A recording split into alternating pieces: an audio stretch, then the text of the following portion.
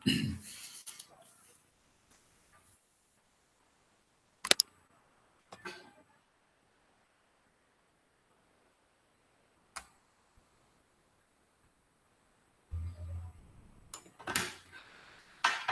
gravando. Bom, pessoal, boa tarde a todos vocês, segundos anos A, segundo ano B. Queria agradecer aí os esforços, né, que vocês têm empreendido.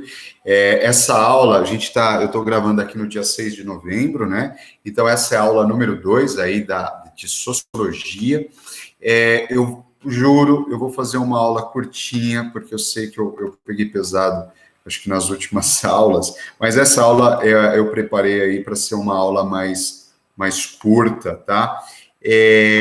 Bom, na aula passada, nós falamos aí sobre os movimentos sociais, né? Vimos a forma como eles são, né? Existem os movimentos sociais organizados, com um cérebro, né? Com um planejamento, com um núcleo que organiza, né? O movimento social. Vimos que o movimento social pode ser também conjuntural, ou seja, ele vai respeitar uma determinada conjuntura, ele sobe, ele tem um pico, né, as pessoas na rua protestando, e de repente ele começa a perder força e ele some, ele é conjuntural.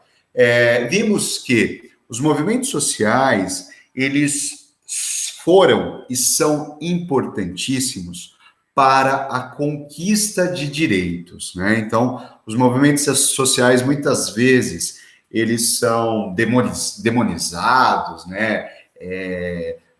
Principalmente a mídia, né? Tenta criminalizar os movimentos sociais, mas se não fossem os movimentos sociais, por exemplo, eu não estaria aqui conversando com vocês, gravando esta aula. Se não fossem os movimentos sociais, você que é mulher não teria a oportunidade de estudar. Se não fossem os movimentos sociais, nós, né, eu e vocês, nós não teríamos a possibilidade de votar, né, de eleger os candidatos.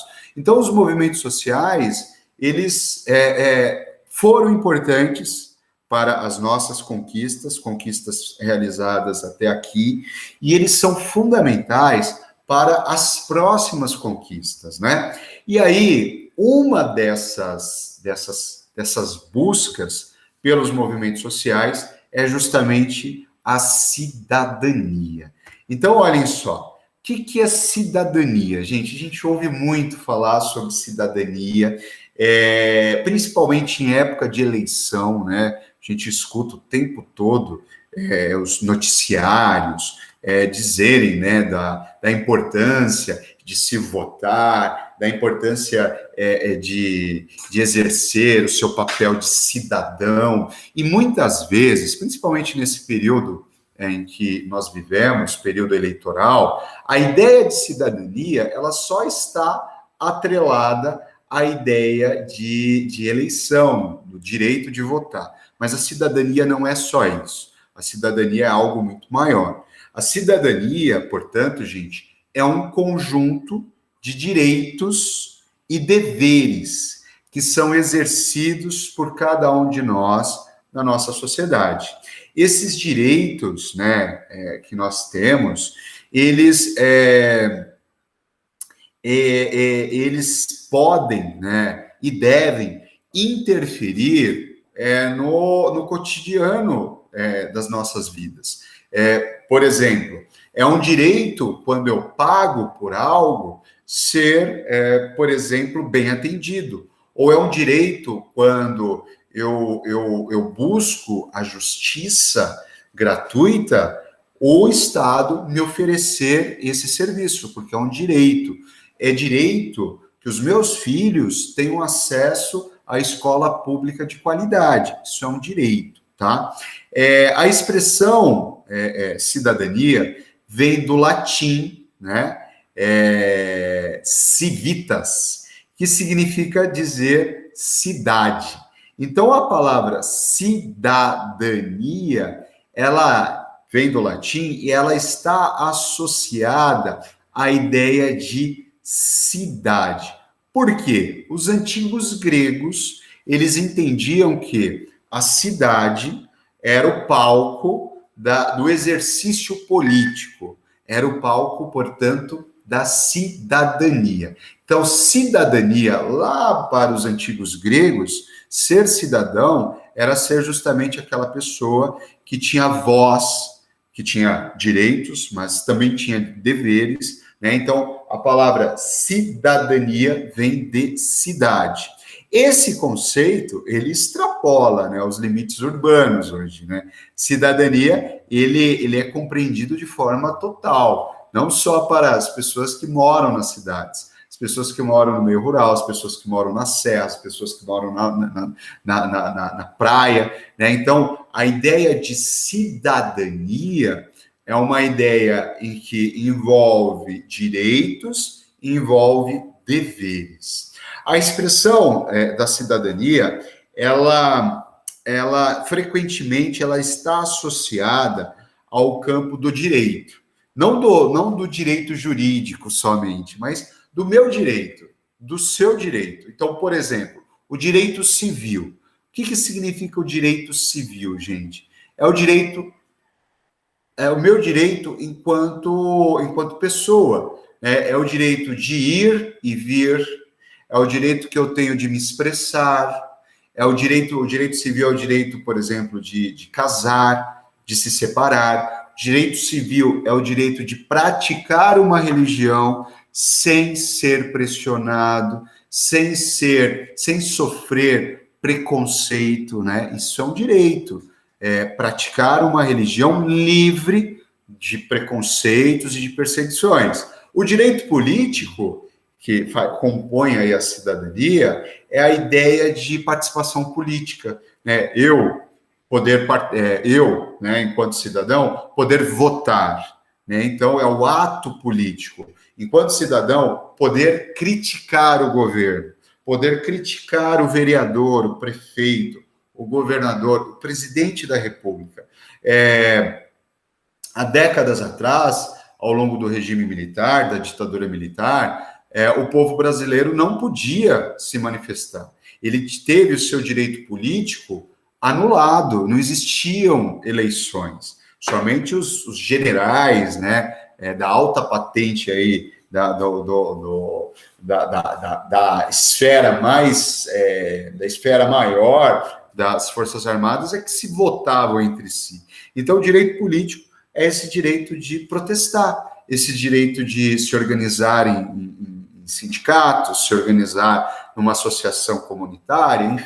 E o direito social, que é o direito de ter aqui oferecido pelo Estado direito à educação, direito à saúde, direito à segurança, à cultura, né? Direito à alimentação. Então, o exercício da cidadania, ele o respeito a esses três direitos: o direito civil, o direito político e o direito social. O professor, ele vai comentar. Eu vou fazer o seguinte comentário. A nossa cidadania, a cidadania brasileira, ela não é uma cidadania completa. É uma meia cidadania. É uma cidadania, digamos, que está faltando alguma coisa para ser completa. Por exemplo, direito civil, nós temos. A gente pode, né, casar, se separar, a gente pode se manifestar, nós podemos praticar qualquer religião que nós queiramos, mas ainda assim com ressalvas, né? Porque a gente tem visto muitos atos de intolerância religiosa que são inconcebíveis, né? Mas, enfim, ainda você não tem o Estado te obrigando a praticar uma determinada religião. Agora, o direito social é o que pega para o Brasil, porque nós não temos educação pública de qualidade, porque nós não temos saúde pública de qualidade, né? Então, com isso, nós temos uma cidadania meio pela metade, né? Uma cidadania que ela não é, de fato, completa. E aí, olhem só, galera, existe um outro conceito ligado à cidadania. E esse conceito ele está preso à ideia de nacionalidade, né? Então, eu sou cidadão brasileiro, né? Eu sou cidadão, eu sou cidadão brasileiro. Essa identidade de cidadania, ela está atribuída, então, à ideia de nacionalidade, à ideia de nação, o respeito aí aos símbolos, por exemplo, né, o hino nacional, a bandeira do Brasil e tantos outros, digamos, símbolos, né, nacionais. Em caso de descumprimento dos deveres, o indivíduo ele pode perder, então, os seus direitos previstos aí no que é cidadania. Por exemplo, um homem preso, ele perde o seu direito, a sua cidadania, ele perde o direito político, por exemplo, ele não pode votar, né? Então, quando ele é preso, automaticamente aquele homem, né, ou aquela mulher, eles perdem, os seus direitos são cancelados, né? Em especial o direito político.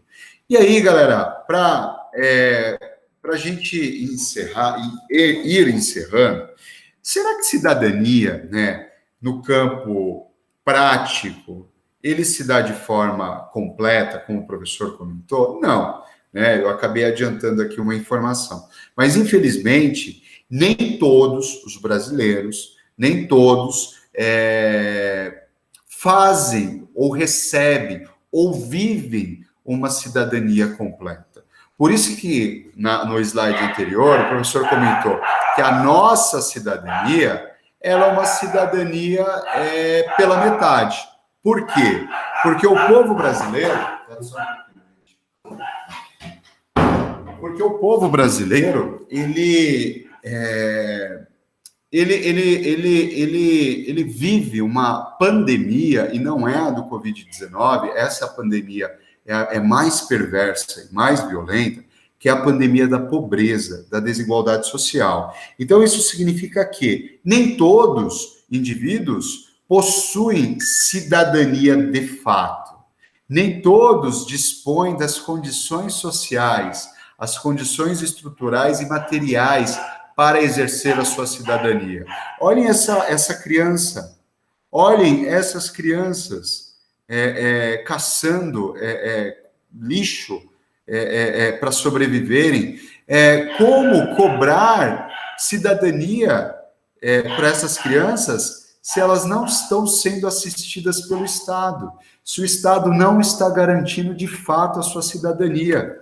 Então, existem autores que vão afirmar o seguinte, que eles serão críticos sobre essa ideia, né, de indivíduos, né, são verdadeiramente cidadãos, né? Eu trouxe aqui o Henri Lefebvre e o Theodor Adorno, eles são filósofos que vão dizer o seguinte, que, primeiramente, nós temos muitos excluídos socialmente em função das desigualdades. Isso não gera cidadania. Em segundo lugar, ele afirma o seguinte, né, o Adorno, que ocorre muitas vezes a coisificação, a transformação do ser humano em mercadoria. Isso gera uma sociedade em que a ideia de cidadania ela acaba estando restringida a poucos.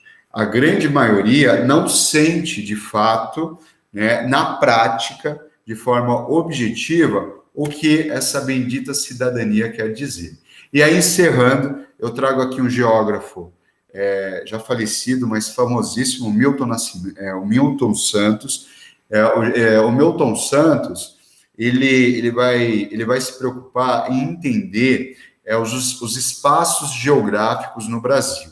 E ele vai afirmar o seguinte, na sua obra O Espaço Cidadão: em lugar do cidadão, formou-se um consumidor, que aceita ser chamado de usuário.